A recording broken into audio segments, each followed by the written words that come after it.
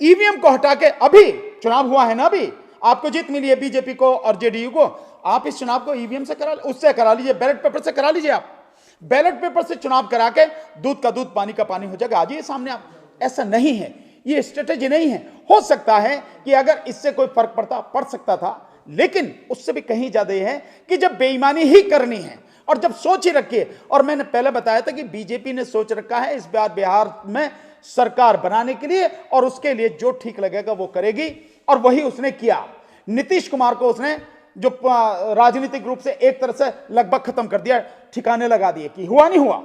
जब उसकी 1% वोट कटी हैं, कम हुई हैं, और उसमें 30 सीटें उसकी कम हो गई, और बीजेपी की वोटें 5% कम हुई हैं, लेकिन उसकी सीटें बढ़ गई 20 से 25 सीटें। कैसे? सिर्फ और सिर्फ ईवीएम का सब सारा मामला है और कुछ नहीं। खुद प्रधानमंत्री जी की जो मीटिंग हुई है बिहार में, पटना में हो या कहीं भी हो, उनकी मीटिंग में सारी कुर्सियां खाली पड़ी। पीछे आपने देखा लगातार पूरी कुर्सियां खाली पड़ी। यहां से कई साथी जो हैं उन्होंने बिहार चुनाव को कवर किया, और भी आप देखेंगे प्रधानमंत्री की मीटिंग में अगर कुर्सियां खाली पड़ी हैं तो लोग कहां से गए, वोट कहां से आ गए। और एक तरफ आपने तेजस्वी यादव की जो मीटिंग से उसमें आपने जन सैलाब देखा है, युवाओं का जबरदस्त उत्साह। केवल एमवाई समीकरण नहीं, जाति धर्म संप्रदाय को बिल्कुल उनके सारे बंदरों को तोड़कर जो वहां का युवा था, हर जाति हर धर्म का, उसने तेजस्वी यादव के साथ खड़े होकर महागठबंधन को सपोर्ट किया, उसको वोट दिया। तो फिर ऐसे कैसे हुआ? इसलिए जो मैं आपको बता रहा हूं, ये सारी कुछ ईवीएम की गड़बड़ी है। ईवीएम अगर सही होती तो निश्चित रूप से ये चुनाव बीजेपी किसी कीमत पर जीत नहीं सकती थी। इसलिए हम बार बार विरोध कर रहे हैं कि ईवीएम को खत्म किया जाए, इस देश में चुनाव बैलेट पेपर से कराया जाए।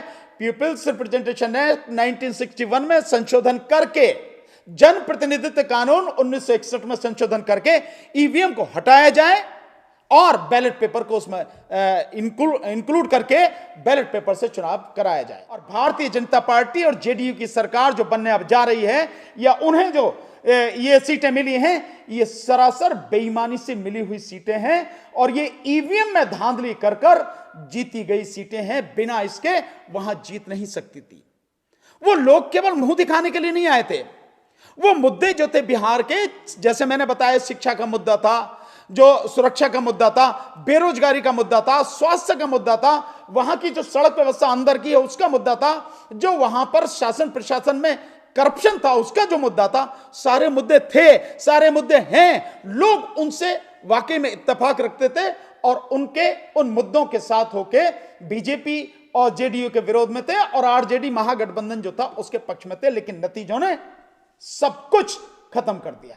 इसलिए यह जो चुनाव जीता गया है, केवल और केवल ईवीएम में बेईमानी करके, ईवीएम में धांधली करके जीता गया। और यह बात मैंने अब नहीं, हम लोगों ने बहुत पहले यह बात कही, लगातार हम यह बात कहते रहे हैं कि ईवीएम जब तक है बीजेपी को आप नहीं हरा सकते, और जिस दिन ईवीएम हट जाएगी उस दिन बीजेपी किसी भी कीमत पर जीत नहीं सकती, औंधे मुंह गिरेगी, और बीजेपी का पूरी तरह से देश में सफाया हो जाएगा। न केवल राज्यों में बल्कि केंद्र में भी बीजेपी और उसका गठबंधन 100 सीटें हासिल नहीं कर सकेगा। ईवीएम हैक नहीं होती है, हैक नहीं होती है, लेकिन ईवीएम मैनेज होती है, क्योंकि उसके अंदर जो चिप लगी हुई है, वो चिप जो है, उस चिप में जो प्रोग्राम आप फीड कर देंगे वो होगा।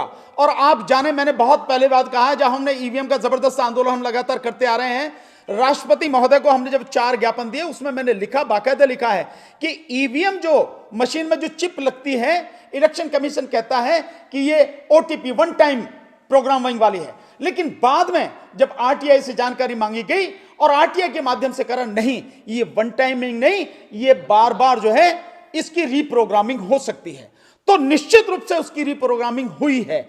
और रही इसके सबूत की बात, ये सब कुछ शीशे की तरह साफ है। इलेक्शन कमीशन क्यों ये सारी चीजें कर रहा है? इलेक्शन कमीशन क्यों क्लियर होके बताता नहीं है बात? जहां तक 2019 के चुनाव की बात है, 2019 के लोकसभा चुनाव के बाद उन पर 373 लोकसभा सीटों पर 8,000 से लेके 18,000 वोटें ज्यादा आई।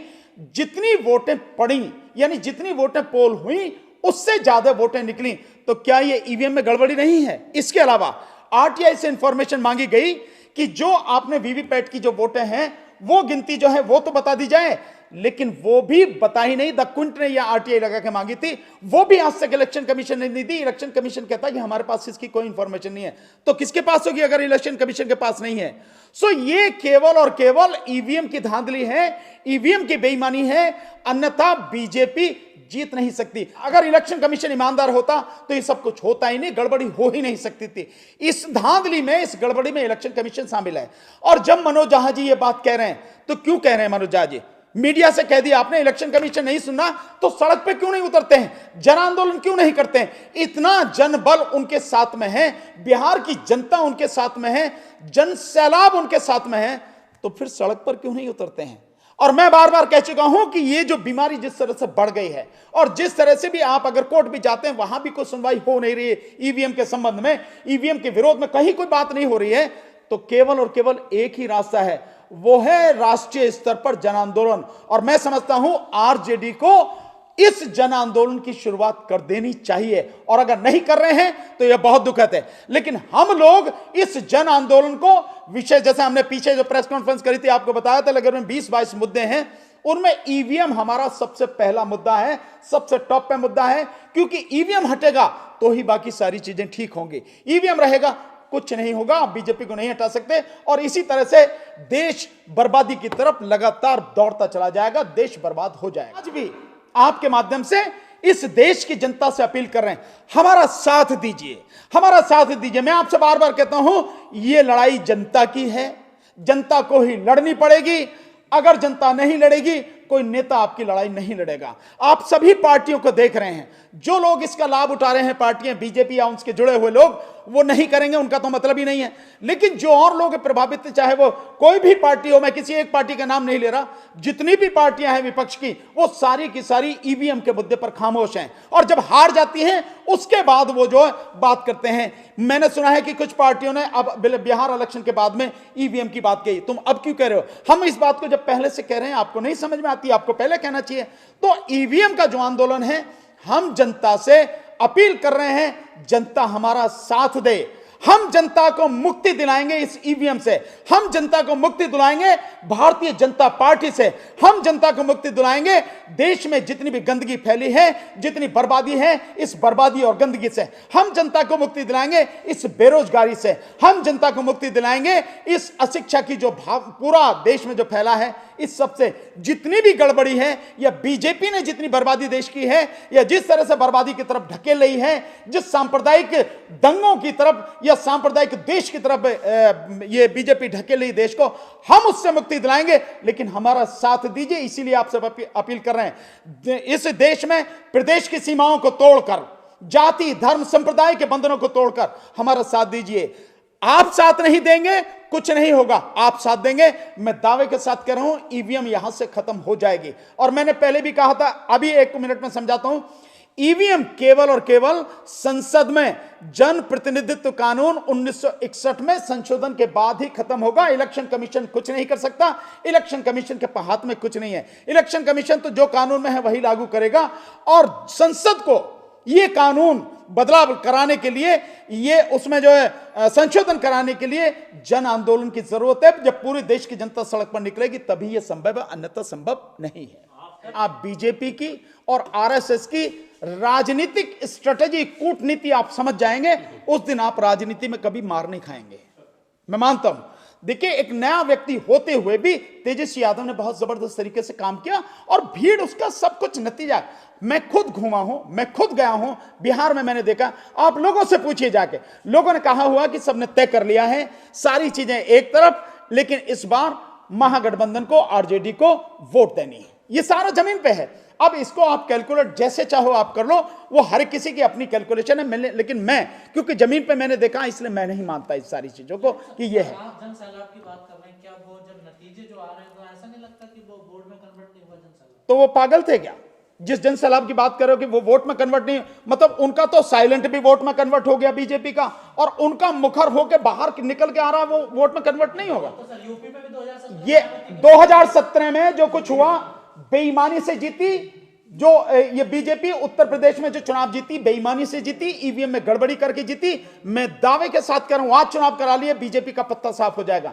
बीजेपी बहुत टारगेट करके बहुत तरीके से इस सारी चीज को मैनेज करती है, आप इस बात को मानिए। अच्छा चलिए एक बात बताइए कि जब बीजेपी को इतना ही है कि वो हर जगह जीतती रही है, लोग उसके साथ में हैं, साइलेंट वोटर उसके साथ में, ईवीएम से क्यों कराती है चुनाव?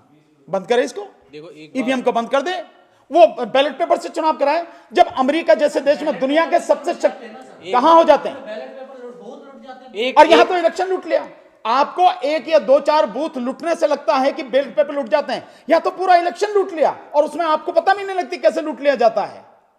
आप उसे मतलब सही मान लें। आपको मैं देखिए, एक जो बैलेट पेपर से गड़बड़ी की बात है, बैलेट पेपर में गड़बड़ी इतनी नहीं होती जितना आप समझ रहे हैं। यह सिर्फ एक भ्रम है ईवीएम को बनाए रखने के लिए। अमेरिका जो सबसे शक्तिशाली देश है जिन्होंने ईवीएम बनाया, अभी राष्ट्रपति का चुनाव हुआ है वहां पे, और इतनी बड़ी संख्या में वहां पे वोट पड़े, 20 करोड़ वहां के वोटर हैं, उन्होंने जो है बैलेट पेपर से चुनाव कराया। अमेरिका की भारत से तुलना नहीं कर सकते। क्यों नहीं कर सकते? वहाँ कितनी आबादी है, कितनी, उनके पास क्या संसाधन? इससे क्या फर्क पड़ता है भाई? वहां की आबादी 32-33 करोड़ है और उसमें से तकरीबन 20 करोड़ लोग वोटर हैं। उन 20 करोड़ में से 20 करोड़ लोगों ने शायद वोट दिया है। वहां की स्थिति है, जब वो लोग ईवीएम से चुनाव नहीं करा के बैलेट पेपर से करा सकते तो भारत में क्यों नहीं?